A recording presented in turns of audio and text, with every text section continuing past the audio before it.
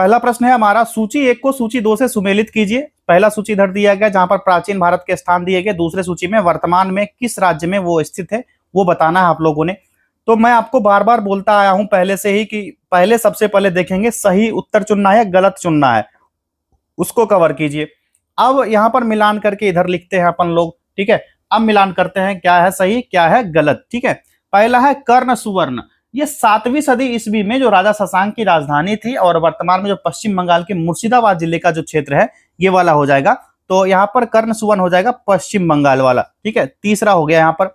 उसके बाद प्राग ज्योतिष है, ये असम का प्राचीन नाम था जिस पर राजा भास्कर वर्मन का शासन हुआ करता था। किसका? राजा भास्कर वर्मन का शासन हुआ करता था। मैं इसको थोड़ा सा छोटा कर लूं। असम में भास्कर वर्मन राजा जो थे, भास्कर वर्मन, इनका शासन होता था। चौथा हो गया यहाँ पर, 3 4 हो गया।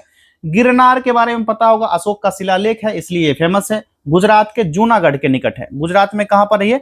जूनागढ़। कहां पर? जूनागढ़ में। दूसरा हो गया यहाँ पर, ठीक। अब एक बता है यहाँ पर प्रतिष्ठान, ये आधुनिक पैठन का जो क्षेत्र है, सातवाहन का राजधानी हुआ करता था। ये महाराष्ट्र के गोदावरी नदी के, ठीक है। कौन सा? सातवाहन का याद होगा आप लोग को, ठीक। सातवाहन वंश, ये पहला हो गया। 3 4 2 और 1 यहाँ पर करेक्ट होगा। अब देखते हैं कूट में कौन सा 3 4 2 और 1 है। यहाँ पर देख सकते हैं आप लोग 3 4 2 और 1, विकल्प बी हो जाएगा। विकल्प बी यहाँ पर करेक्ट आंसर हो गया। चलिए दूसरा प्रश्न देखिए हमारा है, निम्नलिखित में से कौन ऋग्वैदिक काल से संबंधित नहीं है? इसमें से कौन ऋग्वैदिक काल से संबंधित नहीं होगा? ये हो जाएगा विकल्प बी गार्गी। जो वाक्चनवी थी ना, उत्तर वैदिक काल से संबंधित थी। किस काल से थी गार्गी? ये उत्तर वैदिक काल से संदर्भित थी। ये ध्यान रखना आप लोग को। घोषा के बारे में पता होगा, ऋग्वैदिक काल की थी। यहाँ पर मैं आर से साइन कर देता हूँ। एक महिला ऋषिका थी, अश्विनी कुमार के स्तुति में रचित जो सूक्त है, इनका श्रेय इन्हीं को दिया जाता है। अपाला जो है इनके बारे में पता है, ये भी ऋग्वैदिक काल की थी, ठीक है। और विश्ववारा जो है ये भी ऋग्वेद में अग्नि देवता को समर्पित सूक्त की रचयिता एक महिला ऋषि थी, ठीक है। ये सारे ऋग्वेद की थी, गार्गी उत्तर वैदिक काल की थी। साथियों एक जानकारी आप लोगों के लिए, जिनको यूपी से बीएड या डीएलएड करना है दोनों के लिए ऑफर चल रहा है। 30 जून तक ऑफर है और 1 जुलाई से काउंसलिंग शुरू है बीएड वालों के लिए और 8 जुलाई तक आप लोग का रजिस्ट्रेशन चलेगा जो डीएलएड करना चाहते हैं यूपी से। 55,000 में आपका डीएलएड हो जाएगा। थोड़ा बहुत डिस्काउंट आप लोग हमारे नंबर पे कांटेक्ट कीजिए, जो इस वीडियो के माध्यम से जाएंगे इस नंबर पे कांटेक्ट करेंगे, उनको और कुछ ऑफर में लेस किया जाएगा, प्राइस में लेस किया जाएगा। तो जाइए यहाँ पर इस नंबर पर कॉल कीजिए, व्हाट्सएप कीजिए और अपना एडमिशन कंफर्म कीजिए। तीसरा प्रश्न है हमारा, राजा प्रवर सेन के संबंध में निम्नलिखित कथनों पर विचार कीजिए। 4 स्टेटमेंट दिया गया है, निम्न कथनों में से कौन सा सही है ये बताना आप लोगों ने, ठीक है। देखिए स्टेटमेंट पहले 1 बाय 1 पढ़ते हैं। पहला स्टेटमेंट है, वे वाकाटक वंश के वास्तविक संस्थापक थे। क्या ये स्टेटमेंट सही दिया गया है या गलत दिया गया है ये बताना आप लोगों को।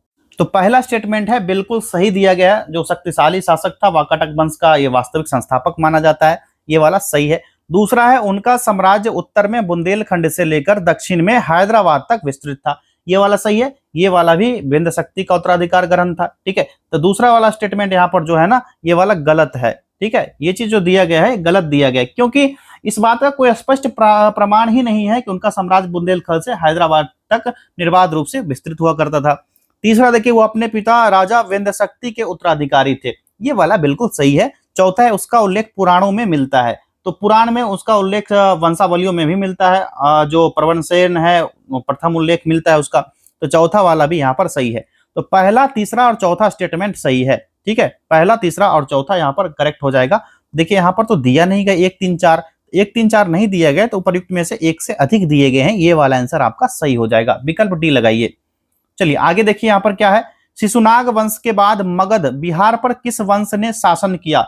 चौथा प्रश्न है, इसका सही जवाब हो जाएगा विकल्प सी, नंद वंश ने शासन किया था। देखिए साथियों, दृष्टि आईएएस का जो सेंटर है आपका मुखर्जी नगर, करोल बाग, नोएडा, प्रयागराज, जयपुर, लखनऊ, इंदौर, रांची और आपके शहर पटना में भी अवेलेबल है। जिनको टेस्ट सीरीज ज्वाइन करना है, एडमिशन लेना, उनका ये नंबर है, इस पर जाकर के आप लोग कांटेक्ट कर सकते हैं और इससे संबंधित सारी जानकारी ले सकते हैं। 5वां प्रश्न है हमारा, निम्नलिखित कथनों पर विचार कीजिए। क्वेश्चन नंबर 5 देखिए। पहला है, देखिए यहाँ पर सबसे पहले देखेंगे कूट में क्या कह रहा है। यहाँ पर कह रहा है सही ऑप्शन चुनने के लिए। अब कूट देखते हैं स्टेटमेंट को, उसके बाद बताएंगे कूट के हिसाब से कौन सा सही था कौन सा गलत। पहला स्टेटमेंट पढ़िए, फाहियान एक चीनी यात्री था जिसे हर्ष के शासनकाल में भारत यात्रा की, ठीक है। ये वाला क्या सही दिया गया या गलत दिया गया? देखिए पहला वाला जो है सही नहीं दिया गया था। फाहियान ने भारत की यात्रा चंद्रगुप्त द्वितीय के शासनकाल में किया था, नॉट हर्ष। किसके? चंद्रगुप्त सेकंड के शासनकाल में इसने भारत यात्रा किया था। गुप्त काल की था लेकिन हर्ष काल में नहीं था, तो ये वाला गलत है। वेनसांग एक चीनी बौद्ध भिक्षु था जिसने चंद्रगुप्त द्वितीय के शासनकाल में यात्रा की। देखिए वेनसांग जो है 7वीं शताब्दी ईस्वी में किया था, 7th सेंचुरी में ये इसने यात्रा किया था, हर्षवर्धन के शासनकाल में। यहाँ पर उल्टा दे दिया गया, इसने किसके शासन में, हर्ष के शासन में, हर्षवर्धन के शासन में किया था। देखिए उलट पुलट दिया तो दोनों का दोनों गलत हो गया, पहला दूसरा दोनों में से कोई भी सही नहीं है। राइट आंसर हो जाएगा ऑप्शन डी, उपर्युक्त में से कोई नहीं यहाँ पर करेक्ट है। ठीक है, सूची 1 को सूची 2 से मिलान करना है, पहला सूची दूसरा सूची दिया गया, कौन किससे संबंधित है। चरक के बारे में पता है आप लोग को, चिकित्सा से संबंधित है, दूसरा हो गया, इधर लिखते हैं ना हम लोग। ब्रह्मगुप्त के बारे में पता है, ये गणित से संबंधित थे, पहला यहाँ पर हो जाएगा। ब्रह्म स्फुट सिद्धांत जिसे ग्रंथ के लिए इनको माना जाता है, शून्य ऋणात्मक संख्या के नियम इन्होंने दिए थे, ये वाला हो गया, पहला हो गया। वराह मिहिर ये ज्योतिष हुआ करते थे, चौथा हो गया यहाँ पर। और विशाख दत्त के बारे में पता है, ये नाटककार थे, 3 हो गया। 2, 1, 4 और 3, 2, 1, 4 और 3 पहला विकल्प यहाँ पर करेक्ट हो गया। यहाँ पर देख सकते हैं आप लोग 2, 1, 4 और 3 पहला ही मिल गया आंसर। फिर से है मिलान करने को दिया गया है, पहले सूची में पिता, दूसरे में पुत्र का नाम दिया गया, मध्यकालीन भारत का ये प्रश्न है। ठीक है, बाबर के बारे में पता होगा आप लोग को, 1526 से 1530 ईस्वी तक मुगल साम्राज्य का संस्थापक था। इसके बाद कामरान मिर्जा भी शामिल था, उसके बाद काबुल और लाहौर पर शासन किया और अपने बड़े भाई जो हुमायूं था इसके साथ विद्रोह किया, कौन, कामरान मिर्जा। ठीक है, तो बाबर 1526 से 30 ईस्वी तक। ठीक है, तो यहाँ पर पुत्र कौन था, कामरान। ठीक, कामरान यहाँ पर हो गया तीसरा। अकबर का कब से कब तक शासन, 1556 से 1605 ईस्वी तक शासन। ठीक, इसका पुत्र कौन था, शाहजादा सलीम था, शाहजादा सलीम पहला यहाँ पर लगाइए। शाहजहां का बेटा दारा शिकोह, 4 बेटा था उसका, दारा शिकोह था, औरंगजेब, मुराद और सुजा। मुराद तो हो गया, और कौन कौन था, सुजा था, दारा शिकोह था, दारा शिकोह के बाद एक और कौन था, औरंगजेब था। ठीक है, इसने सारा बेटवन को मार दिया, अपना भाईवन सबको मार दिया औरंगजेब ने, फिर शासन किया था ये। तो शाहजहां का शासनकाल कब से कब तक, 1628 से लेकर के 1658 तक था। बेटा कौन था, मुराद था, चौथा हो गया। जहांगीर का शासन बताइए, 1605 से 1627 तक, उसके बाद 28 में शाहजहां आता है। तो जहांगीर का शासनकाल था, तो ये हो गया आपका, इसका बेटा कौन था, खुसरो था, शाहजादा खुसरो। उसके शासन के शुरुआत में ही इसने विद्रोह कर दिया लेकिन हार गया था, हार गया। उसके बाद शाहजादा खुसरो जो है इसको कैद कर लेता है, कौन, जहांगीर कैद कर देता है। तो यहाँ पर खुसरो जो था इसको कैद कर लिया गया। तो दूसरा हो गया, 3, 1, 4 और 2 आपका सही आंसर निकल के आता है।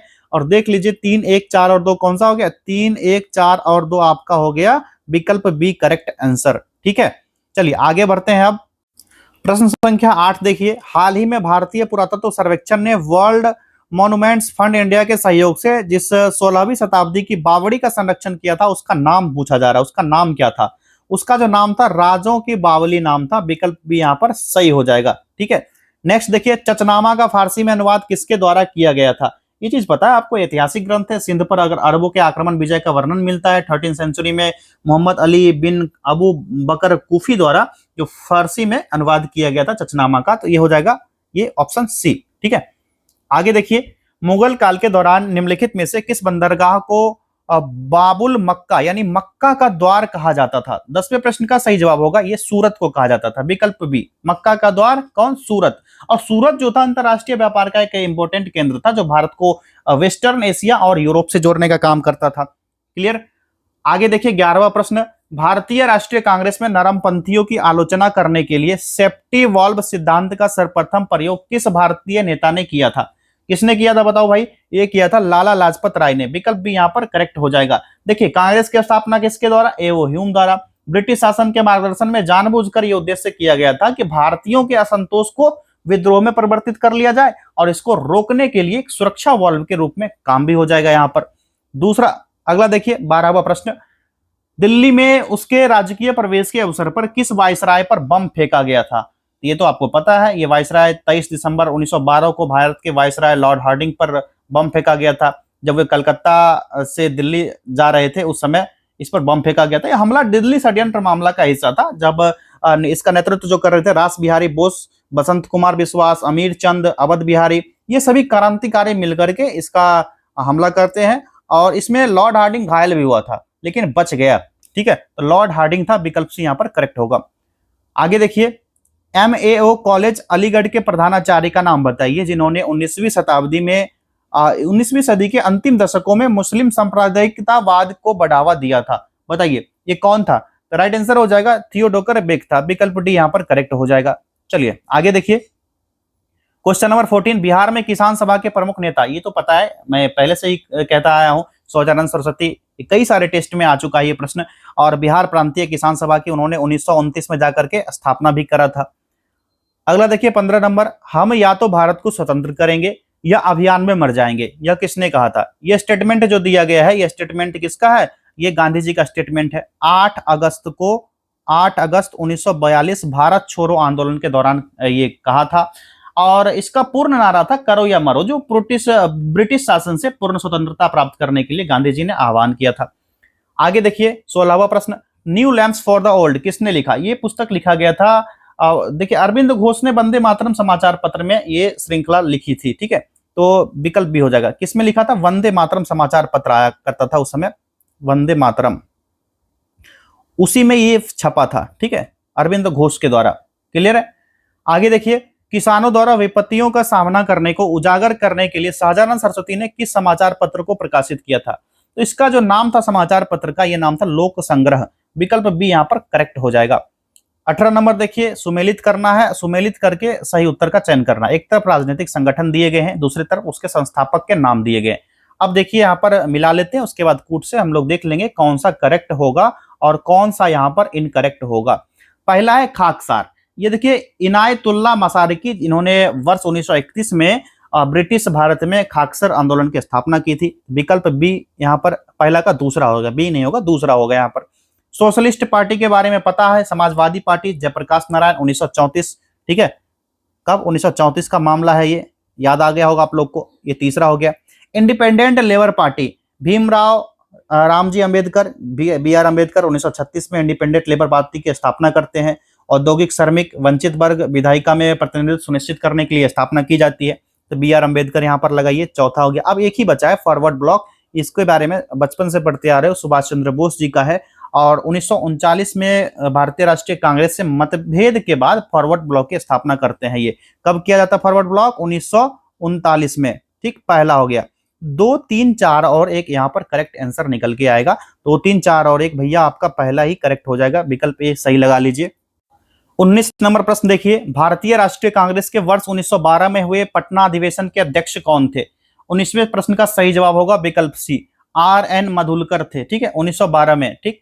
भारत छोड़ो आंदोलन के दौरान बहुत से स्थानों पर राष्ट्रीय सरकारें स्थापित की गई, निम्नलिखित में से कौन सा सुमेलित नहीं है? इसमें से कोई एक है जो सुमेलित नहीं है, ये बताना है आप लोगों ने, और इसका करेक्ट आंसर हो जाएगा विकल्प बी, रैयती सरकार, खेरा सत्याग्रह। देखिए रैयती सरकार के बारे में जो दिया गया खेरा सत्याग्रह, ये वाला बिल्कुल यहाँ पर इनकरेक्ट दिया गया है। प्रति सरकार सतारा महाराष्ट्र का था, ये वाला सही है। जातीय सरकार तामलुक बंगाल का था, ये एडिटोरिया वाले टेस्ट में भी ये क्वेश्चन आया था। और प्रजामंडल जो तालचर ओडिशा का था, ये वाला भी यहाँ पर सही है। ये वाला जो विकल्प बी जो है ये इनकरेक्ट दिया गया है। तो भारत छोड़ो आंदोलन के दौरान ये विभिन्न क्षेत्र में प्रांतीय सरकारों का था, ये खेरा का नहीं था, ये बारदोली का था, ठीक है। कहाँ का था ये? बारदोली का था, बारदोली सत्याग्रह का। आगे देखिए 21 नंबर, वुड के 1854 के प्रेषण में संबंध में निम्नलिखित कथनों पर विचार करें और कौन से कथन सही है ये आपको बताने हैं। पहला देखिए यहाँ पर क्या है, इसने उच्च अध्ययन के लिए शिक्षा के माध्यम के रूप में अंग्रेजी की सिफारिश की। क्या ये सही दिया गया है या गलत दिया गया, बताओ भाई। तो ये वाला स्टेटमेंट बिल्कुल सही है। दूसरा है, इसने महिला शिक्षा और व्यावसायिक प्रशिक्षण पर जोर दिया, ये वाला भी सही है। तो कौन से कथन सही है? 1 और 2 दोनों कथन सही है, विकल्प सी यहाँ पर करेक्ट आंसर हो जाएगा। चलिए आगे देखिए, वर्नाक्यूलर प्रेस एक्ट के संबंध में निम्नलिखित में से कौन सा ऐसे कथन सही है या है, बताइए। वर्नाक्यूलर प्रेस एक्ट के बारे में पूछा जा रहा है। पहला, इसे लॉर्ड लिटन द्वारा अधिनियमित किया गया, सही है। इसे गैंगिंग अधिनियम के रूप में जाना जाने लगा, ये भी सही है। इस अधिनियम को लॉर्ड रिपन ने निरस्त कर दिया, ये वाला भी सही है। तो कौन सा यहाँ पर सही होगा? कूट के हिसाब से सही उत्तर चुनना है। तो 1, 2, 3 तीनों सही था, यहाँ पर विकल्प डी लगा लीजिए। कौन सा? विकल्प डी यहाँ पर करेक्ट होगा। तीनों के तीनों कथन जो है ये सही दिया गया है। आगे देखिए, डच ईस्ट इंडिया कंपनी ने किस वर्ष पटना में अपना कारखाना स्थापित किया? तो इसमें का हो जाएगा विकल्प बी, 1632 में। देखिए आप लोग टेस्ट ज्वाइन करना, यहाँ पर सारा डिटेल्स दिया गया दृष्टि आईएएस का। ये पूरा का पूरा जो भी टेस्ट है, थैंक्स टू दृष्टि आईएएस ऑल टीम, एंड खास करके विकास देवकीर्ति सर जिन्होंने इतनी बड़ी टीम बनाया, और ये सारा टीम जो जिस तरह से एकजुट होकर के काम करती है, इस तरह के टेस्ट आप लोग के लिए लेकर के आते हैं, तो ये बहुत ही सराहनीय है और बहुत सारे बच्चे यहाँ से सफल भी हुए हैं और आगे भी होते रहेंगे। तो ये पूरा का पूरा श्रेय है ये टेस्ट सीरीज का दृष्टि आईएएस को जाता है। और दृष्टि की टीम के बारे में आपको पता ही है, एक बहुत ही बेहतरीन टीम है। ठीक है, अगला देखिए, सूची 1 को सूची 2 से सुमेलित करना है। पहला सूची, दूसरा सूची इधर दिया गया है। ठीक है, इसको मिलान करिए आप लोग, इसको मिलान करना है और उसके बाद यहाँ पर कूट के हिसाब से सही उत्तर आपको बताने होंगे। ठीक है, पहला है भारत सेवक संघ। भारत सेवक संघ के बारे में पता है, गोपाल कृष्ण गोखले, जो राष्ट्रवाद को बढ़ावा देने के उद्देश्य से 1905 में स्थापित की गई थी। कब? 1905 में भारत सेवक समाज की स्थापना की गई। तो यहाँ पर क्या हो गया? गोपाल कृष्ण गोखले दूसरा हो गया यहाँ पर। ठीक, उसके बाद तत्वबोधिनी सभा के बारे में पता है, देवेंद्रनाथ टैगोर द्वारा किया गया था, तो ये पहला हो गया। और बचा आत्मीय सभा, राजा राम मोहन राय के बारे में आपको पता है, तो ये तीसरा हो गया। 2 1 3 हो गया। चौथा यहाँ पर कोई ऑप्शन ही नहीं है, तो ये वाला तो कुछ होगा नहीं। 2 1 3 देख लीजिए, कूट में कूट का प्रयोग करके सही उत्तर चुनना था। 2 1 और 3 यहाँ पर पहला ही दिख गया, ऑप्शन ए यहाँ पर करेक्ट आंसर हो गया। आगे देखिए 25 नंबर, अंबाबाई एक स्वतंत्रता सेनानी भारत के किस राज्य से संबंधित थी? अंबाबाई के बारे में पूछा जा रहा है। अंबाबाई जी के बारे में पता होगा, कर्नाटक की एक प्रसिद्ध थी, फेमस थी, महिला थी और ये स्वतंत्रता सेनानी हुआ करती थी उस समय। ठीक है, उन्होंने जो ब्रिटिश विरोधी गतिविधि थे उसमें भाग भी लिया था और स्थानीय प्रतिरोध को भी प्रेरित किया था। ये कर्नाटक की थी, विकल्प सी लगाइए।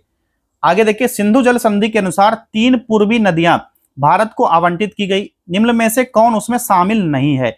इसमें से कौन नदी शामिल नहीं है? चार ऑप्शन दिए गए हैं, तो ये शामिल जो नहीं होगी सिंधु जल संधि में, भारत पाकिस्तान की जो विश्व बैंक की मध्यस्थता में स्थापना हुई है, इसमें जो है झेलम शामिल नहीं होगी, पहला। ठीक है, इसमें देखिए रावी, ब्यास और सतलज, रावी हो गया, सतलज हो गया और एक ब्यास नदी है, ये शामिल होगा इसमें ना, झेलम शामिल नहीं होगा। तो ऑप्शन ए यहाँ पर करेक्ट होगा क्योंकि नहीं पूछा गया था। भारतीय सीमेंट उद्योग के संबंध में निम्न में से कौन सा कथन सही है? 3 स्टेटमेंट दिए गए, कूट का उपयोग करके सही उत्तर चुनना है। पहले स्टेटमेंट पढ़िए, उसके बाद सही उत्तर देख लेंगे, गलत कौन सा है, सही कौन सा है। पहला है, भारत का लगभग 87% सीमेंट उद्योग राजस्थान, आंध्र प्रदेश, मध्य प्रदेश जैसे प्रमुख राज्यों में केंद्रित है। ये वाला बिल्कुल सही दिया गया और इसमें जोड़ सकते हैं आप लोग, तो जोड़ लीजिएगा, तमिलनाडु भी इसमें शामिल आएगा, तमिलनाडु में भी यही है। ठीक है, और दूसरा देखिए, भारत दुनिया में सीमेंट का सबसे बड़ा उत्पादक है, ये वाला गलत नहीं है। ठीक है, ये चीन जो है ना, चीन सबसे टॉप पर है, नॉट भारत, चीन सबसे टॉप पे है, ये चीज ध्यान रखना आपको।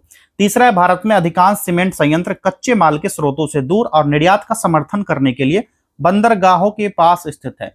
क्या यह स्टेटमेंट सही दिया गया? तीसरा स्टेटमेंट भी सही नहीं है, क्योंकि अधिकांश सीमेंट जो है संयंत्र कच्चे माल के स्रोतों से दूर है और निर्यात को समर्थन देने के लिए बंदरगाह के निकट नहीं है, क्योंकि जो सीमेंट है कच्चा माल प्रधान है, इसलिए संयंत्र जो होगा प्रायः चूना पत्थर की खदानों से निकलेगा, तो मुख्य कच्चा माल के पास ही स्थापित किए जाते हैं, लेकिन निर्यात प्रमुख प्रेरक तत्व नहीं है, तो घरेलू खपत ही यहाँ पर वर्चस्व बन जाता है। इसलिए तीसरा कथन भी यहाँ पर गलत दिया गया है, केवल एक यहाँ पर सही दिया गया है। ऑप्शन ए यहाँ पर क्या कहा जा रहा है, कौन सा सही है? तो केवल एक, ऑप्शन ए यहाँ पर करेक्ट आंसर हो जाएगा। 28वां प्रश्न देखिए, मेजिनाट रेखा किन देशों के बीच विद्यमान है? तो ये फर्स्ट वर्ल्ड वॉर के बाद जर्मनी के आक्रमण को रोकने के उद्देश्य से फ्रांस और जर्मनी की सीमा के लिए एक रक्षात्मक किलाबंदी की श्रृंखला है। ये विकल्प बी लगाइए, फ्रांस और जर्मनी की। निम्नलिखित में से कौन सा स्थल जलमरुमध्य जो कि डेविल्स नेक के नाम से जाना जाता है? डेविल्स नेक के बारे में पूछा जा रहा है, तो क्रा स्तुस्मस हो जाएगा। ठीक है, क्रा स्थल मरुमध्य, विकल्प बी यहाँ पर टिक कर लीजिए। अगला है, दुनिया का सबसे बड़ा नदी द्वीप कौन सा है? बताओ भाई, इसमें से कौन सा सबसे बड़ा है? 30 का क्या हो जाएगा? माजुली द्वीप, विकल्प बी। नागी पक्षी अभयारण्य स्थल को महत्वपूर्ण पक्षी और जैव विविधता क्षेत्र IBA के रूप में किस संगठन ने मान्यता दी? 31 का हो जाएगा विकल्प सी, वर्ल्ड लाइफ इंटरनेशनल ने मान्यता दी है।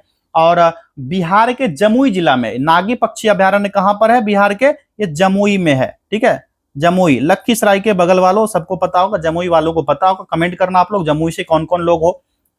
आगे देखिए, भारत वन स्थिति रिपोर्ट 2023 ISFR 2023 के अनुसार कौन सा स्टेटमेंट सही है? ठीक है, यहाँ पर देखो कूट नहीं दिया गया, इसमें से बताना। 32 का क्या हो जाएगा? ये हो जाएगा विकल्प सी, सबसे अधिक वृक्षावरण महाराष्ट्र राज्य में पाया गया है, उसके बाद राजस्थान और उत्तर प्रदेश का स्थान है। ठीक है, तो बताइए ये वाला क्या है? ये वाला यहाँ पर सही दिया गया है। ठीक है, विकल्प सी यहाँ पर करेक्ट है। सूची 1 को सूची 2 के साथ सुमेलित करना है। देखो भाई, यहाँ पर तो एक सूची, आधा क्वेश्चन इधर दिया गया, आधा क्वेश्चन उधर दिया गया है। इसको देख लेते हैं क्या है सही, क्या गलत होगा, इधर देखते हैं और क्या क्या दिया गया है भाई। चलो, इधर भी दिए गए हैं बहुत सारे चीजें। ठीक है, यहाँ पर आगे कूट भी दिया गया होगा, कूट दिया गया है, कूट के हिसाब से इसको मिलान करना है। चलिए देखते हैं पहला क्या है, प्रदर्शन, उपलब्धि और व्यापार। चलिए इसको ना छोटा कर लेते हैं, तभी मिलान हो पाएगा, लेकिन छोटा करूंगे तो आप लोग को दिखेगा नहीं। चलिए थोड़ा सा दिख रहा होगा आप लोग को, तो प्रयास कीजिएगा मिलान करने का। देखिए प्रदर्शन, उपलब्धि और व्यापार योजना, तो किससे संबंधित हो जाएगा ये बताओ आप लोग। ये संबंधित जो हो जाएगा आपका हो जाएगा दूसरे से। ऊर्जा ग्रहण उद्योग में उत्सर्जन को कम करने का लक्ष्य रखता है, तो पहला का दूसरा हो गया, ठीक है, पहला का दूसरा हो गया।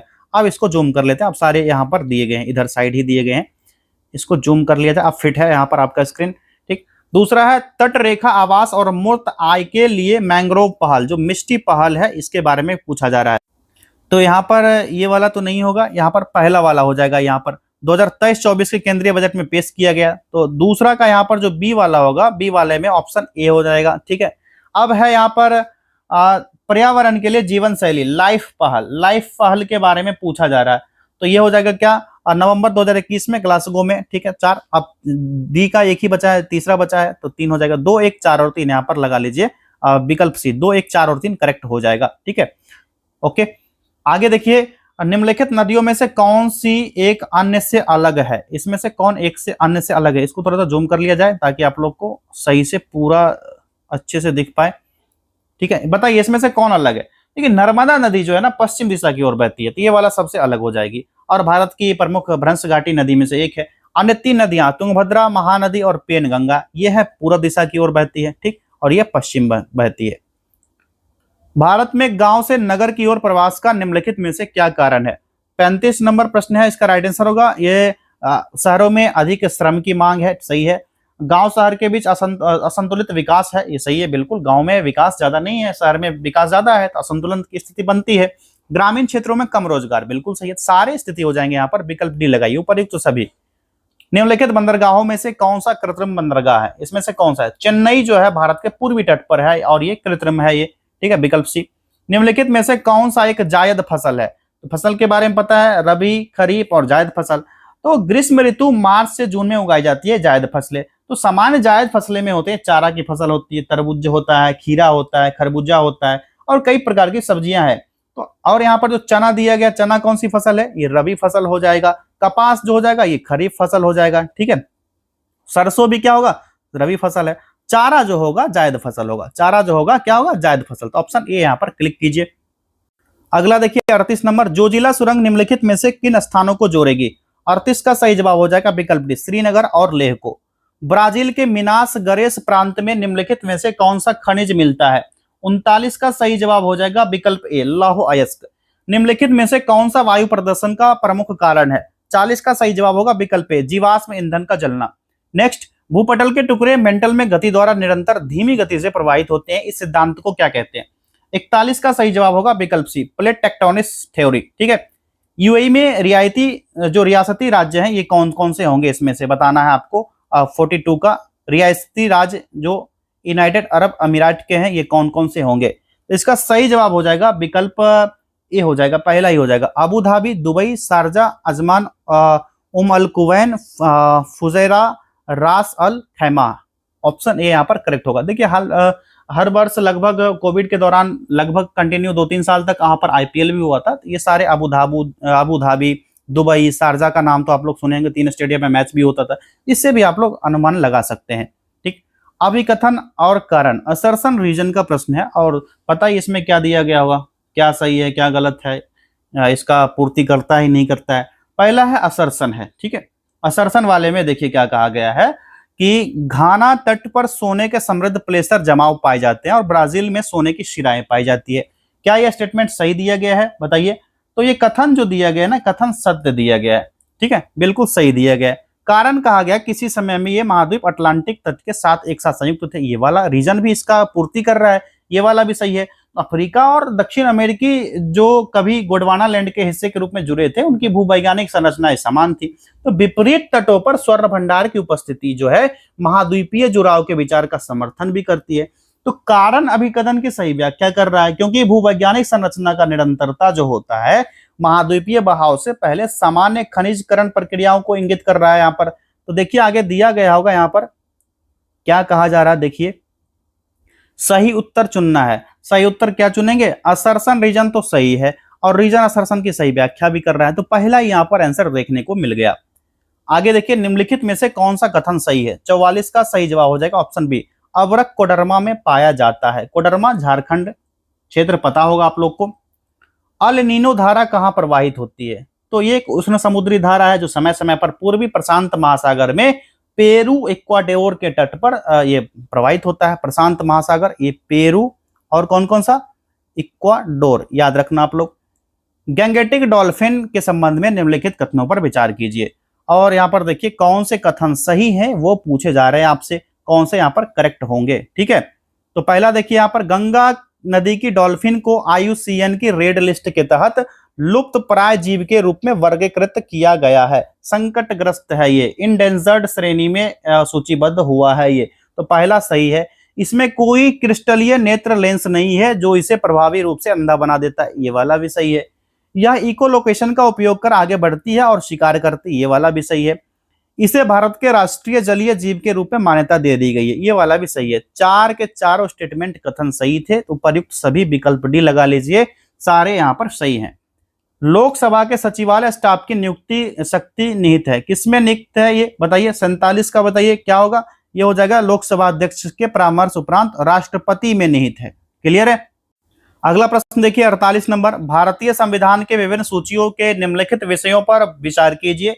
निम्नलिखित में से कौन विषय समवर्ती सूची में आते हैं? समवर्ती सूची में कॉन्करेंट लिस्ट में कौन कौन से आएंगे? समवर्ती सूची आप सभी को पता है, 7th शेड्यूल। ठीक, तो इसमें ऐसे विषय शामिल है जिस पर केंद्र और राज्य सरकार दोनों ही कानून बना सकती है। विवाद की स्थिति में केंद्र का कानून जो होता है सबसे प्रभावी होता है। यहाँ पर देखते हैं, पूछा जा रहा है इनमें से कौन सा सही होगा। सही पूछा जा रहा है ना कि कौन कौन से आएंगे इसमें। ठीक है, तो देख लेते हैं।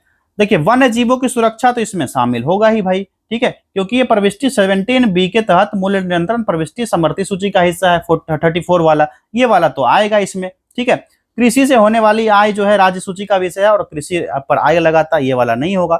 विद्युत उपभोग अथवा बिक्री कर, तो ये वाला बताइए, विद्युत उपभोग वाला ये राज्य सूची प्रविष्टि 53 में आता है, ये 46 प्रविष्टि में आता है।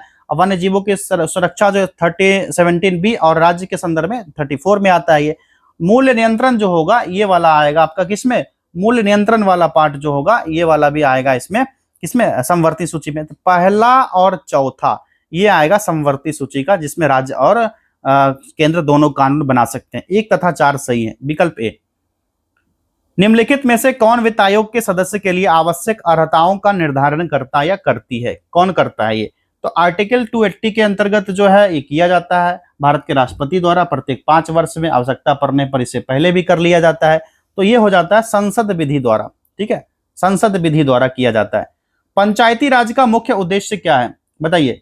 तो ये है जनता को विकास के प्रशासन में प्रतिभाग करने के योग्य बनाना, विकल्प डी। संसद में कटौती प्रस्ताव का क्या उद्देश्य होता है? ये तो आप लोग बहुत दिनों से पढ़ते आ रहे हैं। कटौती प्रस्ताव जो होता है संसद में, कट मोशन जो होता है बजट चर्चा के दौरान होता है। ये इसका मतलब होता है सरकार के बजट प्रस्ताव में खर्चों में कटौती का प्रस्ताव प्रस्तुत कर लिया जाए, विकल्प भी यहाँ पर करेक्ट होगा। मतलब होता है कि व्यय को कम करने का सुझाव दे देना, जिसके माध्यम से संसद जो है सरकार की नीति, खर्च और कार्य प्रदर्शन के प्रति अपनी असंतोष व्यक्त करते हैं।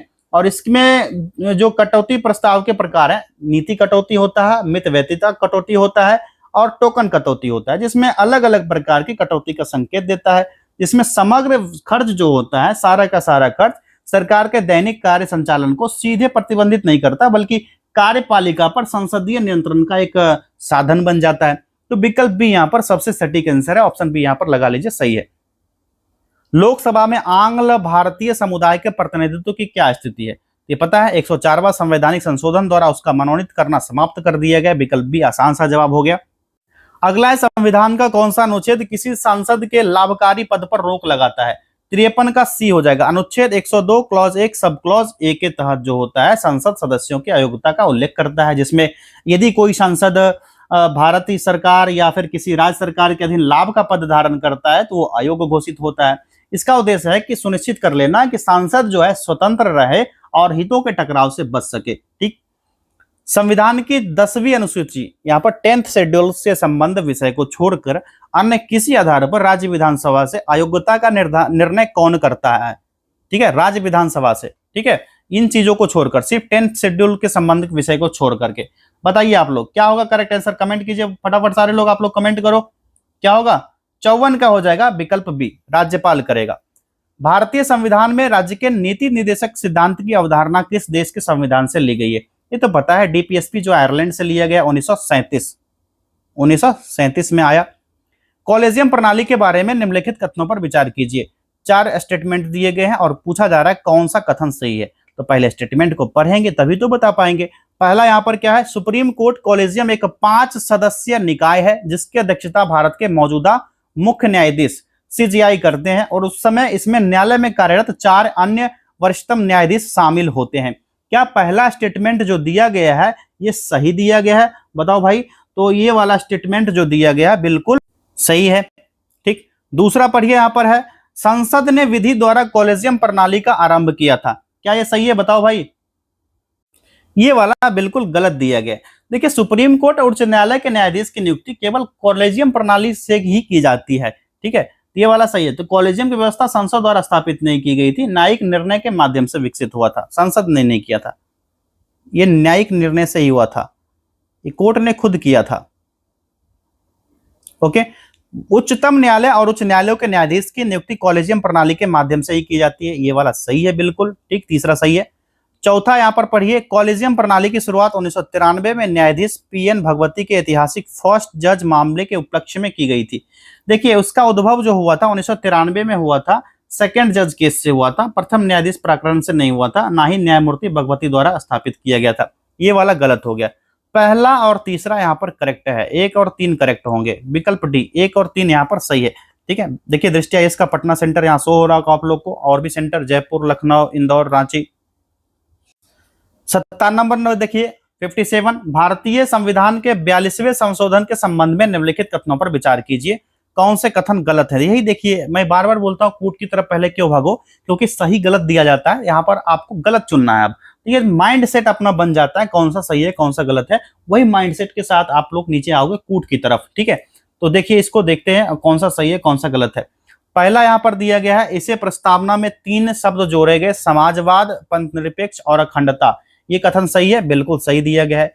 इसने संविधान में 8 मौलिक कर्तव्य जोड़े, क्या ये वाला सही है? दूसरा बिल्कुल सही नहीं है।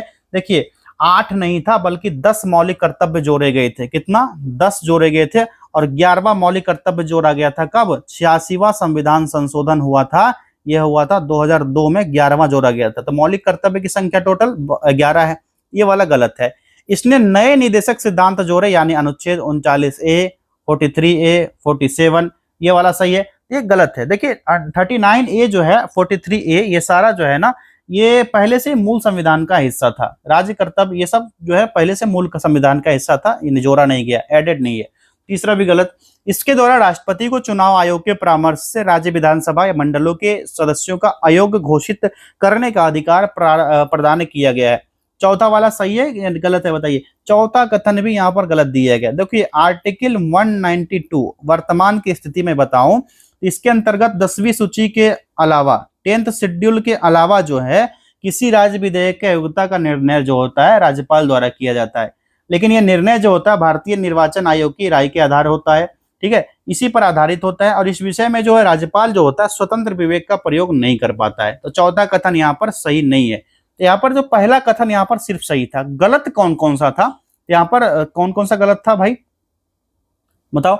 दूसरा, तीसरा और चौथा यहाँ पर गलत है।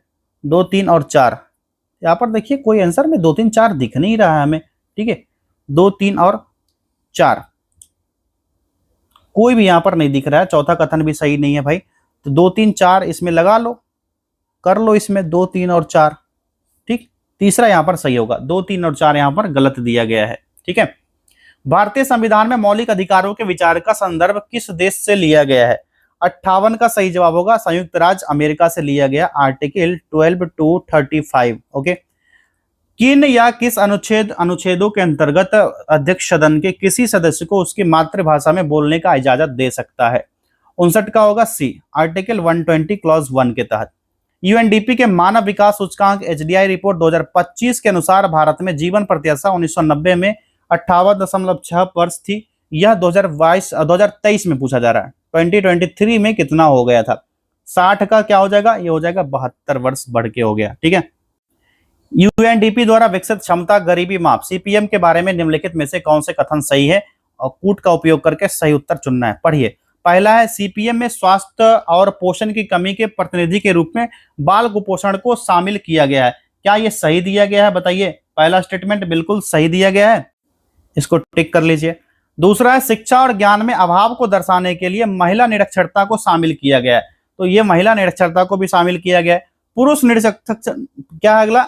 यह पुरुष निरक्षरता को क्षमता गरीबी का एक प्रमुख संकेतक मानता है। ये वाला जो है गलत दिया गया है, इसमें मुख्य सूचक के रूप में पुरुष शामिल है ही नहीं। तीसरा गलत। इसमें क्षमता गरीबी के एक महत्वपूर्ण संकेतक के रूप में स्वच्छ पेयजल तक पहुंच की कमी शामिल, ये भी इसमें शामिल नहीं है। ये जो है सीपीएम से संबंधित नहीं है। तो यहाँ पर कौन कौन सा सही था भाई? तो पहला और दूसरा सही था। कोड का उपयोग करना है, सही उत्तर चुनना था। पहला और दूसरा सही विकल्प पे। ठीक।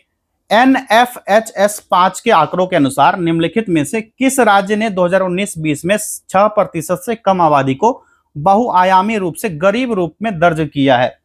यहाँ पर बताइए 62 नंबर का क्या होगा? विकल्प बी, हिमाचल प्रदेश ने। ठीक है। MPI 2023 की रिपोर्ट के अनुसार इसका अनुपात 6% से कम रहा था। इसके अलावा बात कहा जाए पंजाब, सिक्किम, तमिलनाडु, गोवा, उसके बाद साउथ का होगा केरल, दादरा का क्षेत्र, दादरा नगर हवेली, दमन द्वीप का क्षेत्र।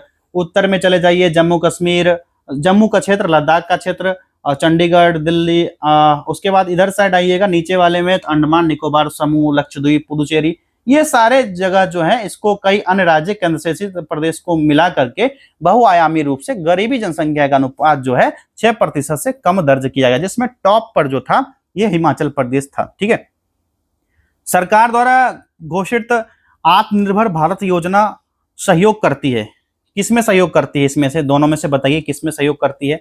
तो यहाँ पर देखिए भारत के निर्माण क्षमता वृद्धि तथा उद्योग के निर्यात में, बिल्कुल सही। और घरेलू उत्पादन में विदेशी निवेश को प्रोत्साहित करने, दोनों में सही सहयोग करता है। 1 और 2 दोनों यहाँ पर सही दिए गए, विकल्प सी लगा लीजिए।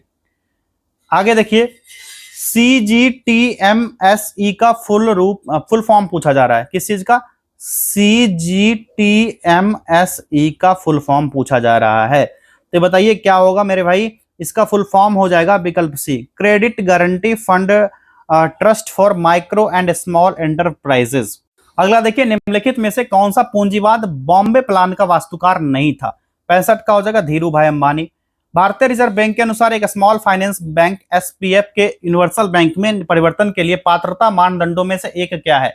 इसका सही जवाब हो जाएगा 66 नंबर का विकल्प से, न्यूनतम निवल संपत्ति 1000 करोड़।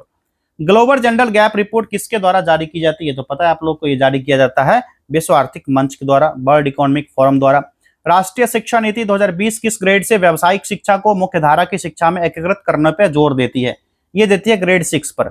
अगला देखिए, निम्नलिखित में से कौन सी मुद्रा सबसे महंगी है? इसमें से बताइए कौन सी? पाउंड स्टर्लिंग सबसे महंगी मुद्रा है। उसके बाद अमेरिकी डॉलर की तुलना में ज्यादा महंगा है। ठीक है, US डॉलर की तुलना में ज्यादा महंगा है। शिशु मृत्यु दर के बारे में निम्नलिखित कथनों पर विचार कीजिए और कौन से कथन सही है ये बताने आप। ठीक है, पहला देखिए, यह शिशु के जन्म से लेकर ठीक 1 वर्ष की आयु के बीच मृत्यु की संभावना है जो प्रति 10,000 जीवित जन्मों पर व्यक्त की जाती है। क्या यह सही दिया गया स्टेटमेंट? बताओ भाई।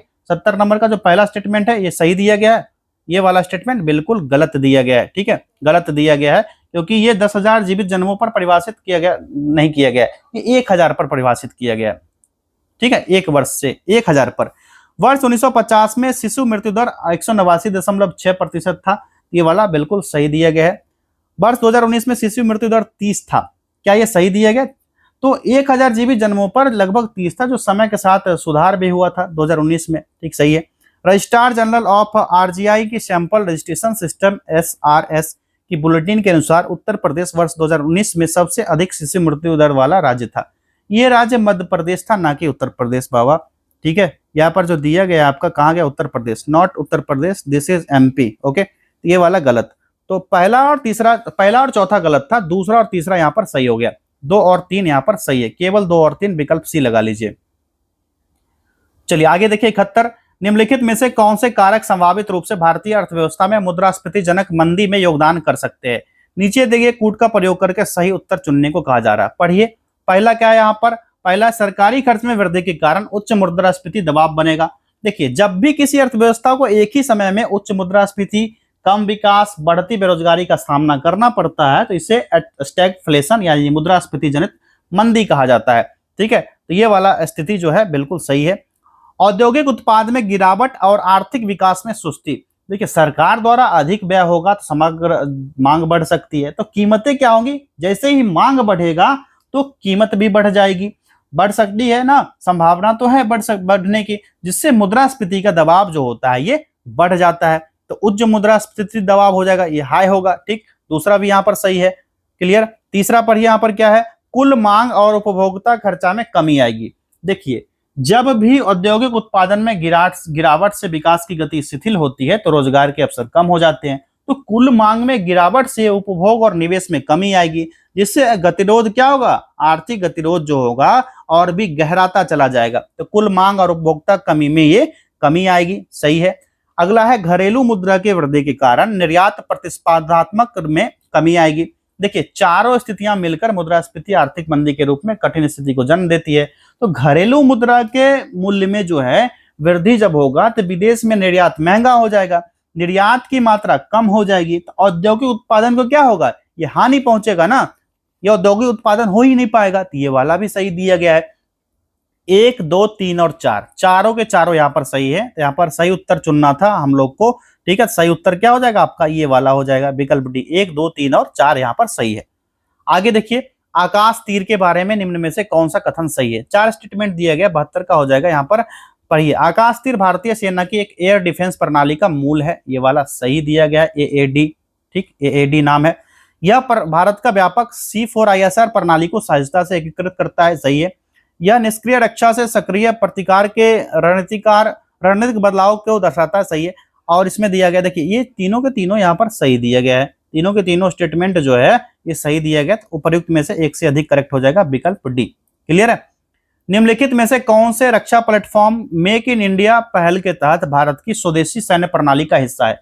73 का हो जाएगा डी, एक से अधिक हो जाएगा। ठीक, एक ट्रक विराम अवस्था से किसी पहाड़ी के नीचे की ओर नियत त्वरण से लुढ़कना शुरू करता है, 20 सेकंड में 400 मीटर दूरी तय करता है। ट्रक का द्रव्यमान 60 टन है, तो इस पर लगने वाला बल पूछा जा रहा है, ये कितना होगा। तो सूत्र का यूज आप लोग कर सकते हैं।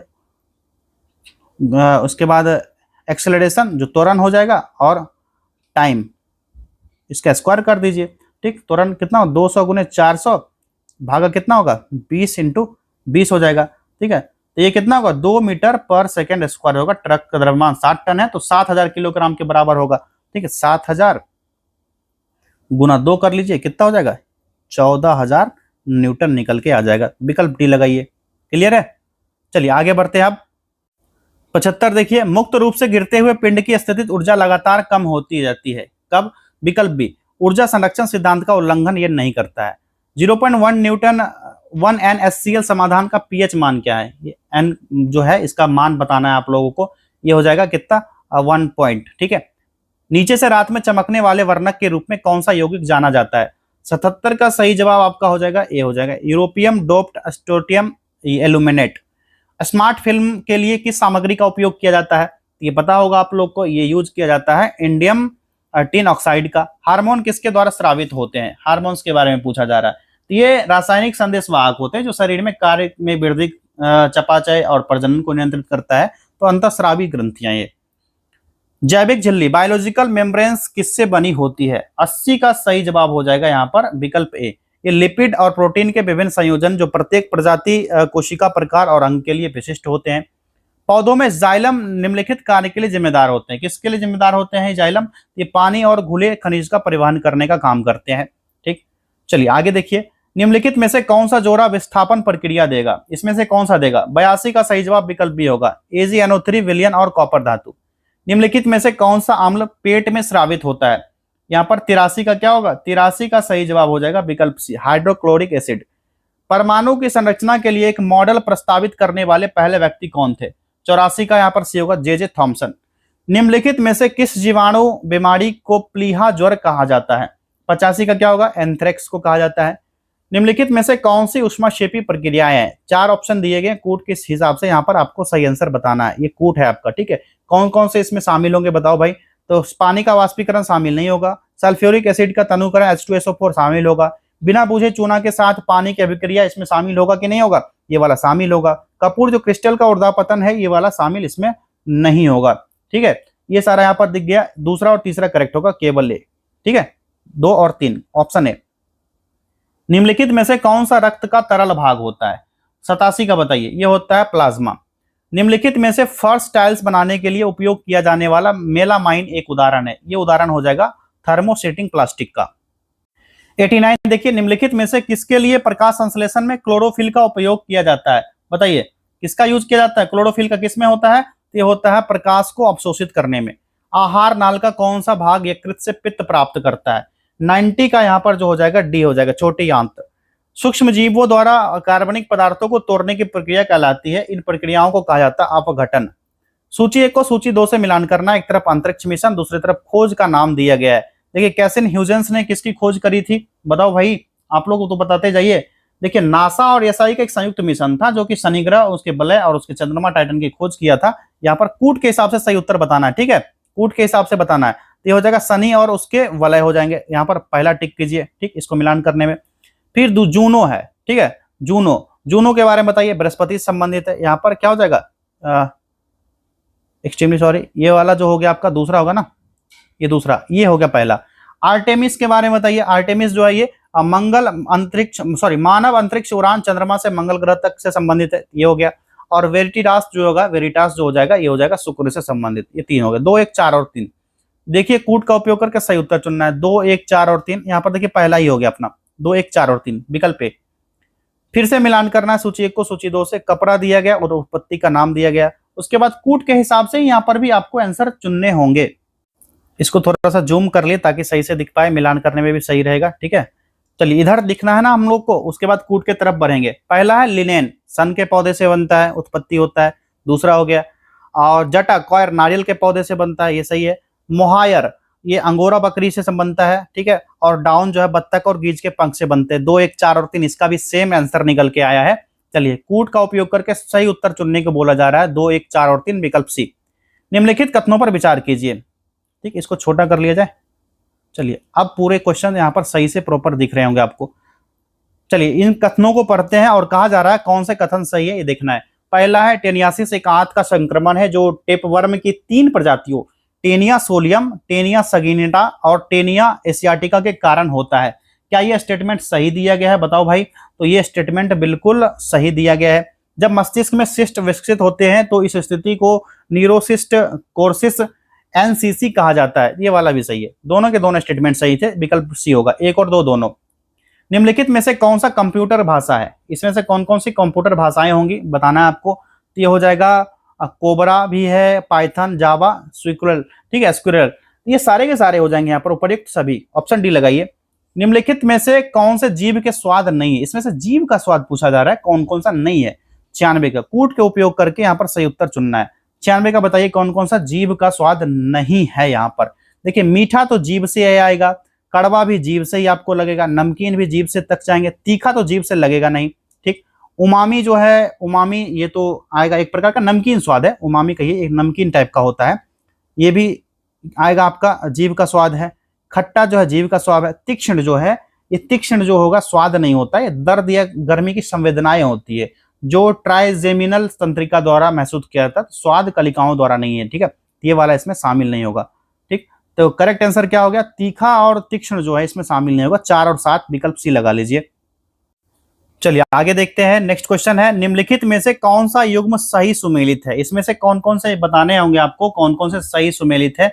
उसके बाद कूट दिया गया होगा, आगे देख लेते हैं। पहले आगे देख लेंगे, बाद में कूट।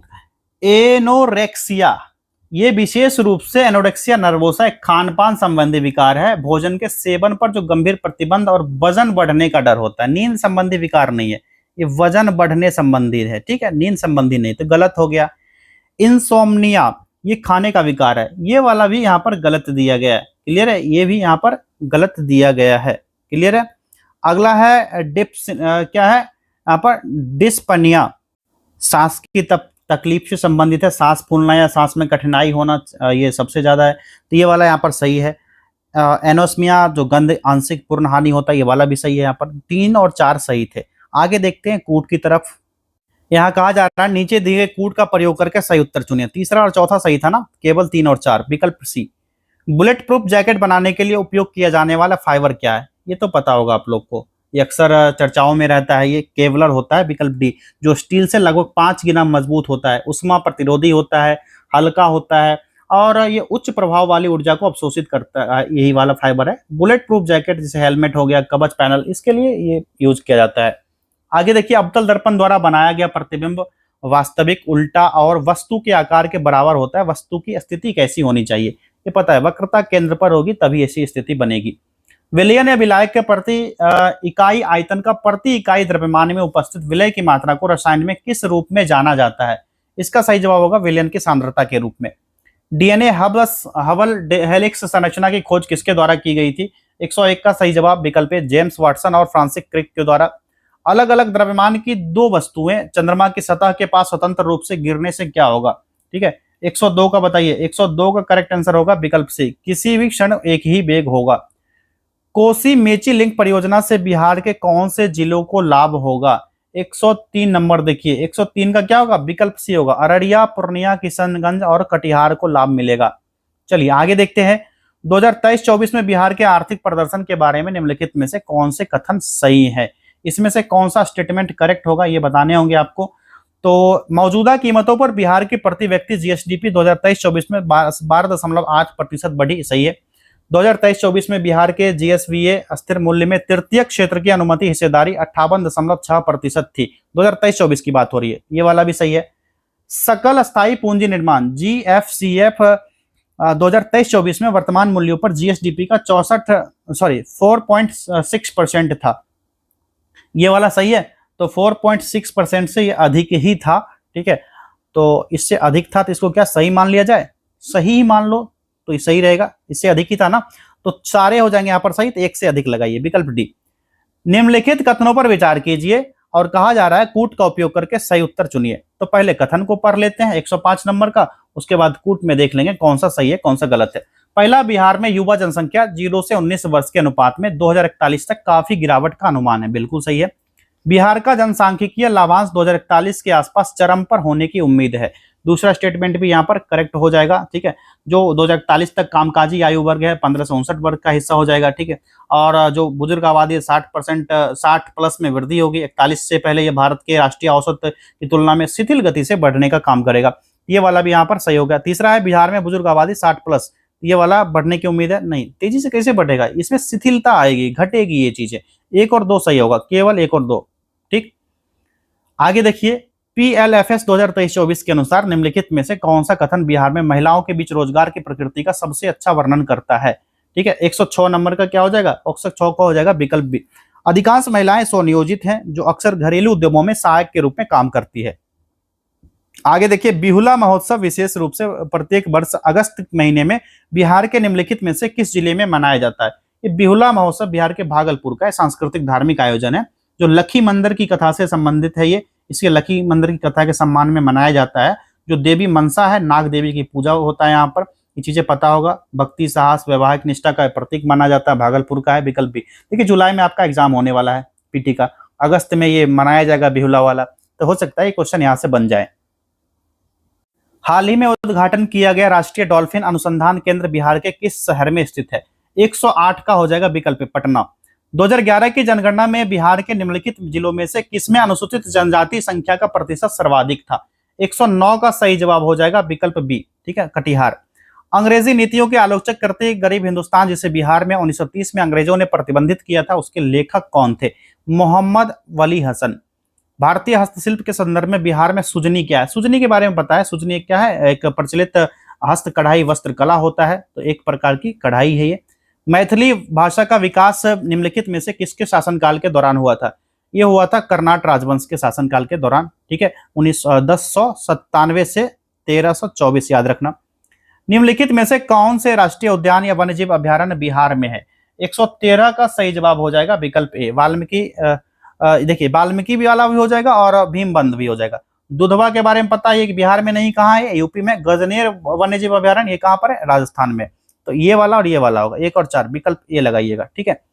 बिहार के निम्नलिखित में से किस जिले में सोना पाया जाता है? कौन सा जिला आपको पता है? विकल्प डी जमुई में सोना का भंडार, जो सोना का क्षेत्र का भंडार है सबसे ज्यादा यहाँ पर। उसके बाद मुंगेर, सारण, सिवान, ये सारा क्षेत्र आएगा। ठीक है, आगे देखिए, यहाँ पर देखिए, अब यहाँ पर ये रीजनिंग का क्वेश्चन है, इसको देखेंगे सिर्फ और सिर्फ उस वाले में, सेक्शन में, मैथ रीजनिंग वाले में।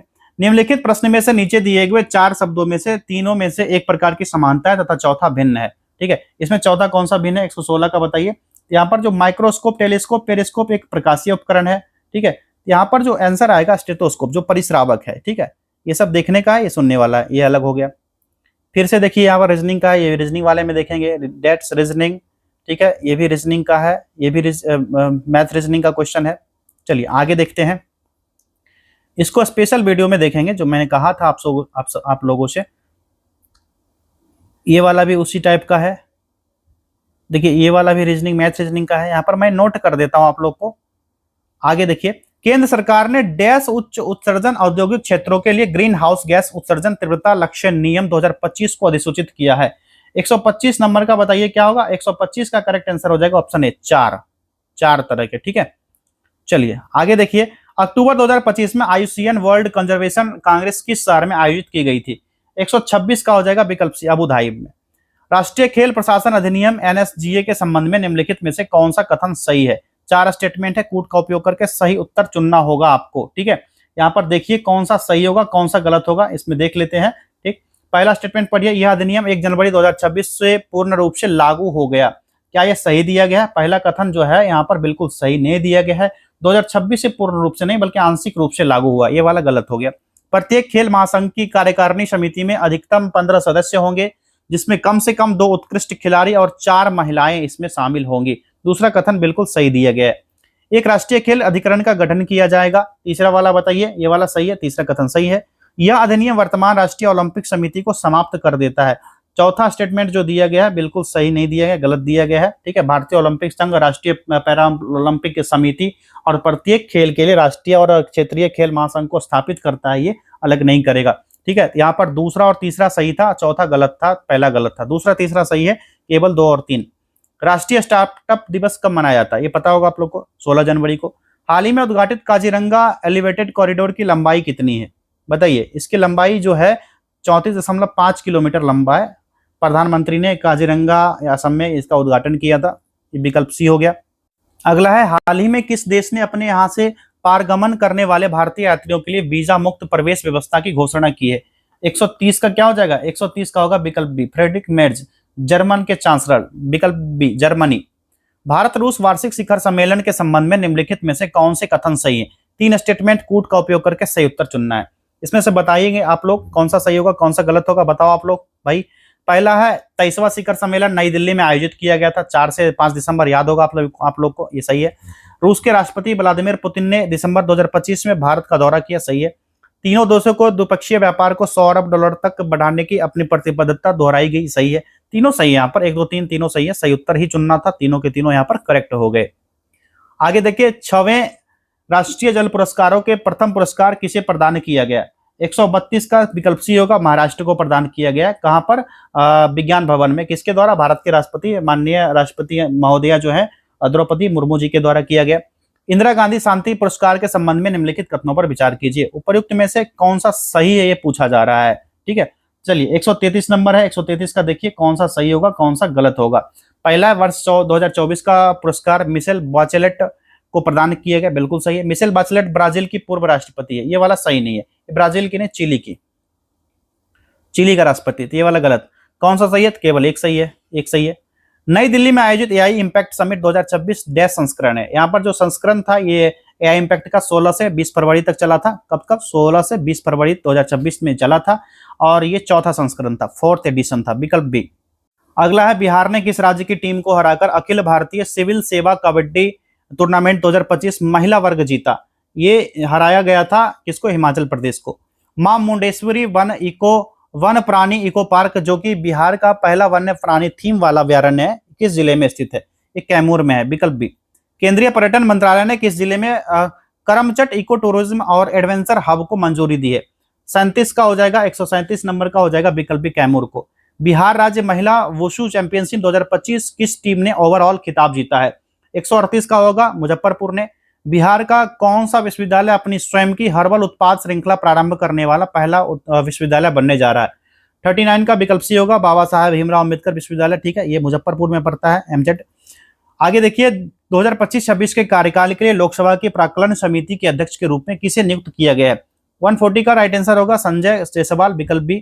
खेलो इंडिया यूथ गेम्स KIYG 2025 के संबंध में निम्नलिखित कथनों पर विचार कीजिए। और आगे कहा जा रहा होगा कौन सा कथन यहाँ पर सही है या कौन सा गलत है, ये पूछा जा रहा होगा, ठीक है। पहला है KIYG 2025 का 7वां संस्करण बिहार के 5 जिलों में आयोजित किया गया। पहला वाला यहाँ पर सही है। कौन कौन सी जिला था?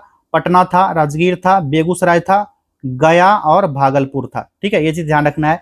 2025 खेलों का शुभंकर गज सिंह था, तो गज सिंह था जो कि शक्ति और सांस्कृतिक विरासत का प्रतीक है, विकल्प दूसरा भी सही है यहाँ पर।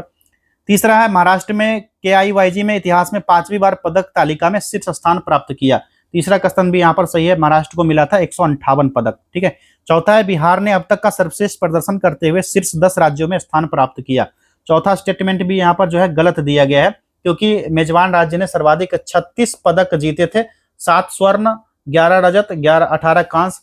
पिछली बार 2024 बार की 21वीं रैंक से सुधार करते हुए 15वां स्थान मिला था, ना कि 10वां नहीं 15वां स्थान मिला था बिहार को, ये वाला गलत है। 1 2 3 यहाँ पर सही था, ठीक है। अब देखिए कूट के हिसाब से आंसर देना होगा ना हम लोग को, यहाँ पर बताना है उपर्युक्त कथनों में से कौन से सही है। तो 1 2 3 सही था, चौथा तो बिहार वाला गलत था, 15 पदक जीता था, ठीक है। आगे देखिए विश्व खुशहाली रिपोर्ट 2025 से संबंधित निम्नलिखित कथनों पर विचार कीजिए। उपर्युक्त में से कौन सा से सही है या है, ठीक है। 142 का बताइए कौन सा होगा। तो पहला है भारत विश्व खुशहाली रिपोर्ट 2025 में 118वें स्थान पर रहा है, ये वाला सही है। डेनमार्क ने लगातार 8वें वर्ष अति खुशहाल देश के रूप में नामित किया गया है। दूसरा कथन सही नहीं है, फिनलैंड बना था सबसे टॉप पर, फिनलैंड 8 वर्ष से बना हुआ है फिनलैंड, दूसरा वाला गलत हो गया, पहला सही है केवल एक, ठीक है। अभ्यास AIKYA आपदा प्रबंधन पर एक राष्ट्रीय संगोष्ठी हाल ही में किनके बीच आयोजित की गई थी? 143 का सही जवाब जो हो जाएगा ये हो जाएगा आपका विकल्प ए हो जाएगा, राष्ट्रीय आपदा प्रबंधन प्राधिकरण NDMA और भारतीय सेना के सदर्न कमांड के द्वारा। हाल ही में निम्नलिखित में से किस राज्य को उल्लास नव भारत साक्षरता कार्यक्रम के तहत पूर्ण साक्षर घोषित किया गया? कूट का उपयोग करके सही उत्तर चुनना है, इसमें से कौन कौन से शामिल होंगे इस कूट के हिसाब से आपको आंसर बताना है।